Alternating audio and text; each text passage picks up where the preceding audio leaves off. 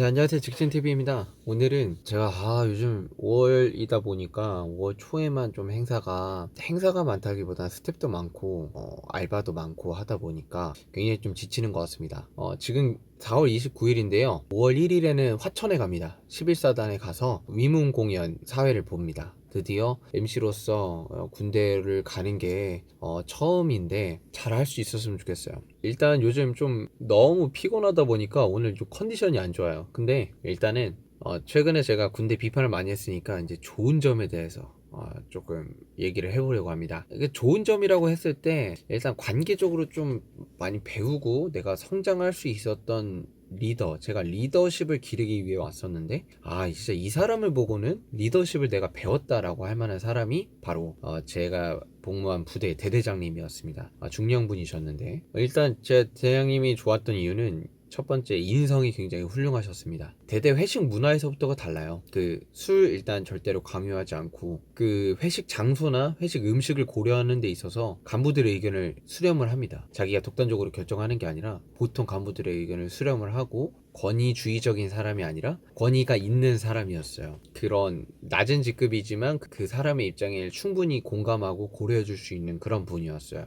예를 들어 회식 일정을 조율하는 데 있어서도 이날 정해졌으니까 이날은 무조건 빼가 아니라 간부들이 이날이 괜찮냐 라고 항상 저한테 의견 종합을 물어보셨고, 대장님이 다 정하셔서 저희한테 알려주는 경우도 물론 있었지만 오히려 그게 편할 때가 있었어요. 하지만 그런 일정이나 그런 이유들에 대해서 분명히 회식을 하는 이유가 명확했어요. 예를 들어 누군가 대대에 새로운 장교가 전입을 왔다던가 아니면 전출을 간다든가 아니면 거한 훈련이 끝났다든가 명확한 이유가 있어서 회식 왜 또 해? 라는 그런 뭔가 그런 불만이 없었어요. 그러면은 해야지 라는 어떤 간부들의 이해심이 높아져 갖고 간부들의 일정에 맞게 조정을 해주니까. 그리고 가끔 대대장님이 새벽까지 그 회식을 달릴 때가 있어요. 1차, 2차, 3차까지 막 갈 때가 있는데 보통 2차에서 저희는 끝났었거든요. 근데 3차를 갈 때는 어떻게 보면 늦어봤자 새벽 1시 반쯤 끝나요. 그럼 택시 타고 이제 집에 돌아와서 다음날 출근 힘들게 하는 건데, 그래도 괜찮았던 이유는 대대장님이 충분히 우리의 입장을 고려해 주셨던 분이고 너무나도 잘해 주시는 분이기 때문에 뭐 그날 하루 그렇게 달리자라고 했을 때 집에 가고 싶은 마음이 있어도 조금 참고 언제 끝나지 하는 마음이 있지만 그래도 적극적으로 참여할 수 있게 되는 것 같아요. 그리고 그렇게 하는 이유가 대대장님이 우리 간부들이 서로 끈끈해지기를 원하셨기 때문에 아래 간부들이 충분히 그 대대장님의 지휘 의도를 이해하고 그 시간을 명확하게 구분해서 투자를 한 거죠. 대장님은 간부들끼리 이게 회식만 하는 것뿐만 아니라 스키장도 가고요, 캠핑도 하시고요. 캠핑은 저는 안 갔습니다. 캠핑도 가시고 수상 스키도 타러 가시고, 그리고 대대별로 자기 부인이나 어떤 여자친구 그런 아이들 자식들까지 이렇게 데리고 오는 가족 모임까지 이렇게 주관을 하셔가지고, 뭐 가족 모임 때는 제가 사회를 보기도 했었고, 뭐 그런 식의 모임들을 하면서 이 간부들끼리 서로 알아갈 수 있게 좀 더 친해질 수 있는 그런 장들을 마련해 줬다라는 점에서 굉장히 일단 너무 좋았고, 그러니까 아래 직분에 있는 사람들과 충분한 소통을 했다라는 점이죠. 그리고 자신의 영역에 있어서 충분한 전문가셨어요. 거의 뭐 제가 볼 때는 웬만한 대령분들 못지않은, 연대장님 못지않은 지식을 가지셨었고, 어떤 군사 전문가라는, 진짜 듣고 있으면 대의들도 혀를 내두르는 그런 군사 지식들이 있으니까, 물론 군생활 20년 이상 하셨으니까 있을 수 있지만 다른 중령들에 비하면은 월등했다. 진짜 다른 중령들이 말하는 거나 질문하는 그런 것들을 보면 소위인 제가 봐도 저건 그냥 딴지 거는 것 같다. 뭔가 핵심적인 질문, 알고 질문한다라기보다는 자기가 뭔가 아는 거 하나 있어가지고 뭔가 딴지 거는 것 같다라는 느낌이 드는 질문이 있는 반면, 뭔가 그게 아닌 다른 많은 배경 지식을 가지고 좀 통찰력 있는 질문을 던지는 그런 대대장님이셨거든요.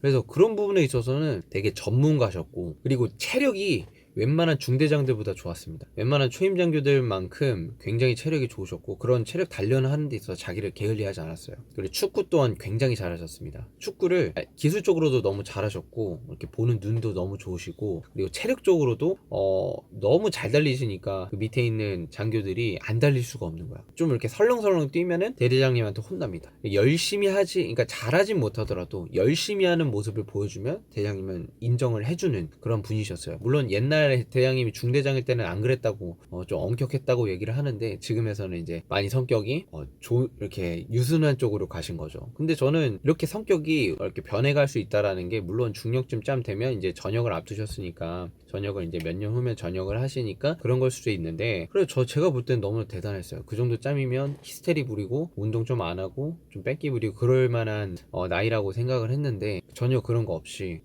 진짜 체력들 같은 경우 올트급이고, 그런 것들 보면은 진짜 존경스러웠어요. 정신교육을 보통 대대장님들이 많이 하잖아요. 그럴 때도 뭔가 자신의 이야기를 할 때가 있어요. 근데 자신의 이야기를 하면 지루한 대대장님이 있는 반면, 그 대장님은 자신의 이야기를 하는데 약간 개그 같은 거, 그리고 격식 없는 언행, 뭐 은어, 욕 같은 거를 섞어가면서 얘기를 해주니까 더욱더 친근하게 들리고 재밌게 들리고 그런 거여서, 뭔가 실없는 소리를 하지 않았어요. 필요한 것들만 얘기를 하시니까 되게 정신교육도 그렇게 지루하지 않았고, 초임장교들의 애로사항을 많이 돌봐줬었죠. 저 같은 경우에는 제 위에 있었던 과장님 때문에 되게 힘들었었는데, 그런 것들을 제가 참다 못해 이대로는 내가 죽겠다 싶어가지고 대장님한테 갔죠. 왜냐? 그 상사한테 가면 통하질 않으니까. 대장님한테 가서 이러이러한 점들이 있고, 간부들도 다 이런 식으로 생각을 하는데 나만 이런 식으로 얘기를 하고, 앞에 보이는 데서 내 뒷담화를 하고, 그런 모습들을 이제 하나하나 제가 느끼는 것들을 다 얘기를 했죠. 이런 식으로 했는데 이런 식으로 행동했다, 그런 게 너무 답답하고 힘들다 라고 얘기했을 때, 대장님이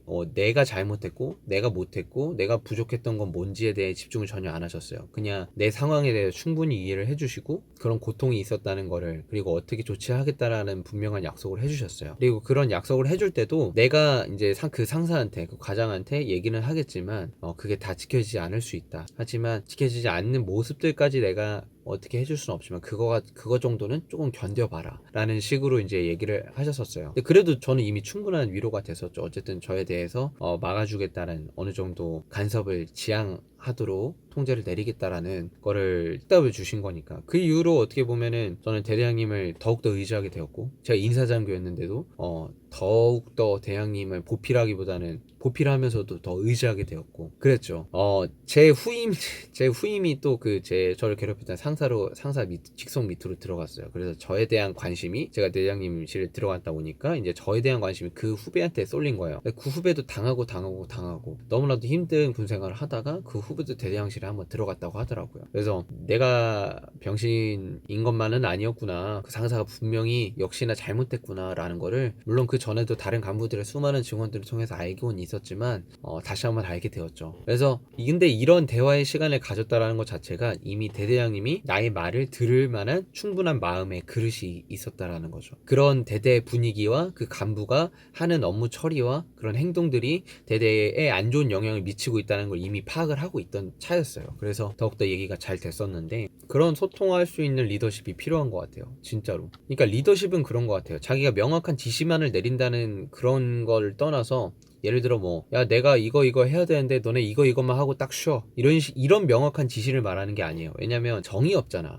그 지시 속에. 터치 안 할게, 이것만 딱 해, 이것만 딱 하면 터치 안 한다, 이런 식의 뭔가 리더십도 있을 수는 있는데, 그거는 제가 볼 때는 가장 간편한 리더십인 것 같아요.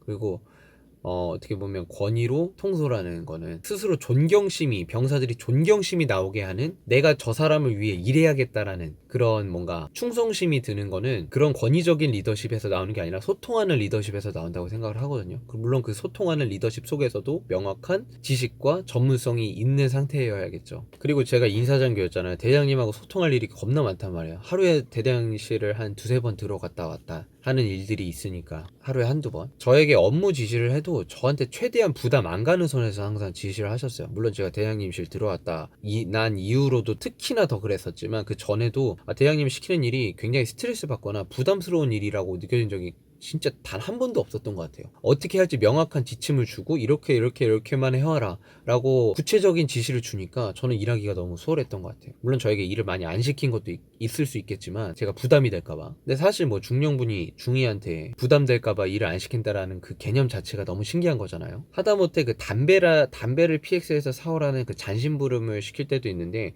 그런 거 시킬 때도 뭔가 미안함과 그 고마움이 들어가 있는 업무 그 잔심부름 지시다 보니까, 제가 그걸 사갖고 오는데 불만이 전혀 없어요. 진짜 불만이 1도 없었어. 그냥 사갖고 오면 되는 거예요. 물론 제가 엄청 바쁠 때도 시키는 것도 아니고, 그렇기 때문에 되게 존경심이 들고 충성심이 생기니까 잔심부름도 불만 없이 하게 되는 거예요. 그리고 제가 이제 특정 훈련을 하다 보면은 다른 대대와 인접 연대와 이렇게 파견 나가서 지원을 해줄 때가 있어요. 화력 지원 장교 뭐 이런 식으로 해가지고, 그러면은 파견을 나갈 때 뭐 연락 장교로 갈 때도 있고, 연락 장교로 가려면 그쪽 부대 상황을 알아야 되잖아요. 이 작전 계획이 뭔지를 알아야 되잖아요. 근데 그걸 모르는 채로 갈 때가 많아요. 갑자기 정해지니까. 갑자기 정해지는데 누구 보내지? 야, 너 가라. 지금 남는 사람이 너밖에 없네? 그럼 너 가. 이렇게 해서 갑자기 지도가 싹 만들어지고, 그 지도가 뭔지도 모른 채 갈 때도 있거든요. 그런데 이제 가기 전에 제가 만약 가는 상황이었다 그럼 저한테 충분한 거의 한 30분에서 1시간 정도는 대대장님실에서 그 작전에 대해서 설명을 해줘요. 이 작전 개념은 어떤 거며, 여기 지도는 뭐 어떤 상황이며, 이 상황일 때는 여기까지 올라가고, 너의 임무는 무엇이며, 그런 것들을 충분히 브리핑 해주시고 저한테. 그게 너무 감사한 게, 웬만한 중대장님들, 과장님들도 진짜 바쁘기 때문에 잘 못해주는 것들을 대대장님이 충분한 시간을 들여서 그걸 챙겨주고 한다라는 게 너무나도 감사했죠. 예를 들어 뭐 과장님은 물어봐라 하는데 물어보기가 싫은 거지. 왜냐면 성격이 안 좋으니까, 그리고 바쁘니까. 그랬는데 어쨌든 대장님이 잘 케어해 주시고 그렇게 명확하게 얘기를 해 주시니까 그런 부담도 많이 덜게 되고 좋았던 것 같아요. 그런 상황들이 이제 자기 대대 사람이 가가지고 욕먹게 하기 싫은 거야. 그래서 최대한 가르쳐 주는데, 지금 생각해보면 감사한데 다시 생각해보니까 너무나도 그런 세심함이 느껴지는 감사함이 다시 우러나옵니다. 그래서 제가 보고서를 제출했을 때도 보고서에 틀린 것들이 막 오탈자나 없어도 뭐 수치가 틀릴 때가 많아요. 그러면은 이거 이렇게 막 체크를 해주고, 그걸 혼내는 게 아니라 그냥 이거 있으니까 이거 이렇게 바꿔와 하면, 대장님 죄송합니다, 이거 제대로 바꿔오도록 하겠습니다. 이거 제가 놓쳤습니다, 정정해 오겠습니다, 뭐 이런 식으로 그냥 하면은 딱히 혼내질 않아요. 그리고 진짜 내가 미안한 마음이 들어요. 죄송한 마음이 들고, 제가 업무 중에 실수가 있을 때마다 저를 혼낸 적이 없어요. 혼내신 적이 없어. 그리고 말로 설명을 하시고 충분히 이해되게 하시고, 그래서 그런 것들이 너무나도 좋다. 지적을 받아도 기분이 너무 안 나쁜 거야. 진짜 맞는 지적이고, 그런 지적을 하는 방식이 너무나도 부드럽고 좋으니까. 그리고 병사들에게 가급적이면 포상이 공평하게 이루어지도록 했고, 고생한 병사들은 특별한 대우를 해줄 수 있도록 여건을 마련해 줬고, 훈련 끝나면 지휘부 카드를 사용해서 꼭 회식들을 한 번씩 시켜줬었고, 그리고 세족식 같은 거를 해가지고, 예를 들어 장병들이 처음에 왔을 때 병사들이 첫 휴가 나갈 때 부모님한테 세족식을 해드리면은 그거 인증샷 찍어서 밴드에 올리면은 포상을 하루 주는 아주 획기적인 제도를 마련해가지고 가족과 소통할 수 있도록, 그렇게 병사들이 되게 포상을 받기 위해 하는 거지만, 그렇게 엄마 아빠 발 씻겨 드리다 보면 또 이게 나름 느껴지는 감동들이 있잖아요. 여러분들 안 해봤으면은 나중에 꼭 한번 해보시기 바랍니다. 그런 식의 뭔가 지휘들을 하시니까 진짜 존경하는 마음이 들었었죠. 이상 제가 부임했던 대대의 대대장님의 그 장점에 대해서 좋았던 점, 이런 리더가 진짜 참된 리더구나 라는 거를 조금 얘기를 해봤는데요. 군대에 이런 리더들이 많아지고, 이런 리더들을 존경하고 닮아가는 그런 초임자교들이 많아졌으면 하는 생각에 오늘 영상 찍게 됐습니다. 군대에 나쁜 사람들만 있는 줄 알았지만 상당히 좋은 장교, 좋은 부사관들도 있다라는 점을 여러분들이 인지하고, 물론 알고 계시겠지만 워낙 압도적으로 나쁜 분들이 많다라고 생각을 하실 수 있어요. 하지만 여러분들이 너무나도 제가 꼬였다, 뭐 비판만 한다 라는 생각이, 그런 댓글들이 있어서 오늘은 좀 좋은 점에 대해서 얘기를 해봤습니다. 제가 찡찡대지 않았으니까 저에 대한 선입견은 조금 바뀌었겠죠. 여기까지 저에 대한 비난에 대한 변론을 해봤고요. 오늘 영상은 여기까지입니다. 다음에 더 좋은 영상으로 찾아뵙겠습니다. 감사합니다.